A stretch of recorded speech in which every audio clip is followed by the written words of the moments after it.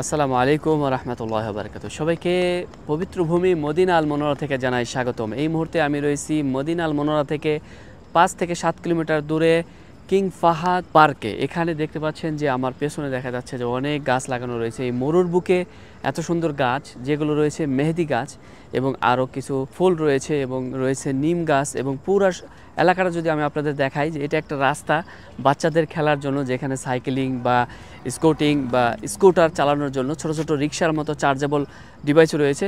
সেইগুলো কিন্তু এখানে দেখতে পাচ্ছেন আমার পেছনে চালাচ্ছে এখানকার বাচ্চারা, মেয়েরা এবং ছেলেরা সবাই মিলে।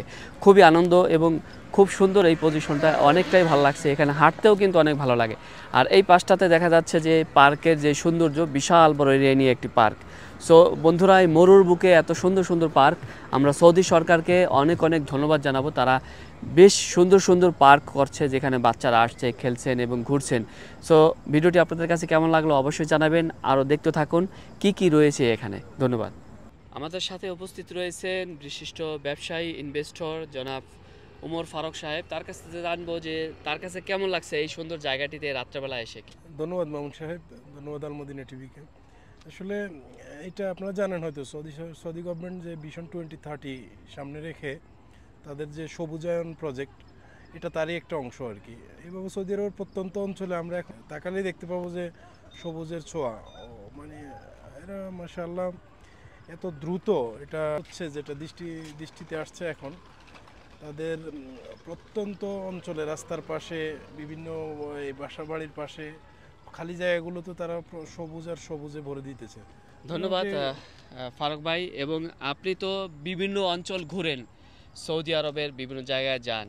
আসলে সৌদি আরব বলতে আমরা মনে করি যে এটা মরুভূমির দেশ, এখানে ধুধু বাড়লেও ছাড়া আর কিছুই নাই, এটা আমাদের হয়তো বা অনেকের ধারণা। কিন্তু আলহামদুলিল্লাহ আমরা যে দেখতে পাচ্ছি এই যে এগুলো মেহেদি গাছ, যেগুলো আমাদের মা বোনেরা হাতি দিয়ে থাকে, কি সুন্দর হয়েছে এক একটা গাছের যে অবস্থা দেখতে পাচ্ছেন। যে সাধারণ একটু পানি পেলে যে দেশে যে গাছগুলো কি পরিমাণ উর্বর হয়, এই নিম গাছগুলো 1 বছর হয় লাগাইছে, দেখেন কত মোটা হয়ে গেছে। একটা বিষয় হয়তো অনেকেই জানে না, এদের মাটিগুলো কিন্তু যথেষ্ট উর্বর। যেটা আমরা যারা এখানে বাগান সংশ্লিষ্ট আছি আমরা জানি, এখানে শুধু পানিটা যদি আপনি পৌঁছাইতে পারেন, তাহলে এখানের মাটির কি পরিমাণ যে শক্তি আছে ওটা দেখা যাবে। জি, যাই লাগাবেন শুধু পানি পৌঁছাইতে পারলেই। খেজুর গাছগুলোতে পানিতে মাশাআল্লাহ কি পরিমাণ খেজুর ধরে।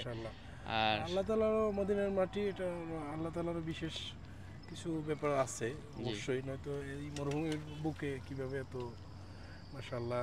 অসংখ্য ধন্যবাদ আপনাকে।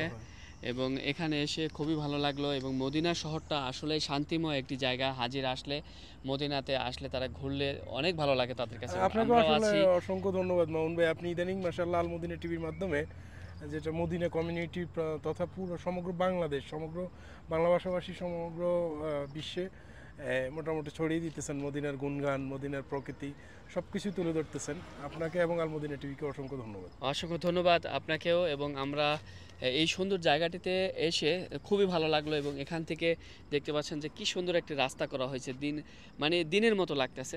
রাত্রের 1টা বাজে কিন্তু বোঝা যাচ্ছে না। আর এখান থেকে দেখা যাচ্ছে সোজা মসজিদ আল নববী। দেখুন, ওই হলো মসজিদ আল নববী এবং সোজা এই পাশে হলো মসজিদ আল কুবা। এই যে কুবা মসজিদ দেখা যাচ্ছে এবং তার পাশেই মসজিদে কিং ফাহাদ পার্ক। এবং এই পাশে বিশাল বড় এরিয়া নিয়ে পার্ক রয়েছে। অসাধারণ একটি জায়গা। অসংখ্য ধন্যবাদ সবাইকে। ভালো থাকুন, সুস্থ থাকুন, দেখা হবে আবারও। এবং পাশে থাকুন আল মদিনা টিভি বাংলা। ধন্যবাদ সবাইকে।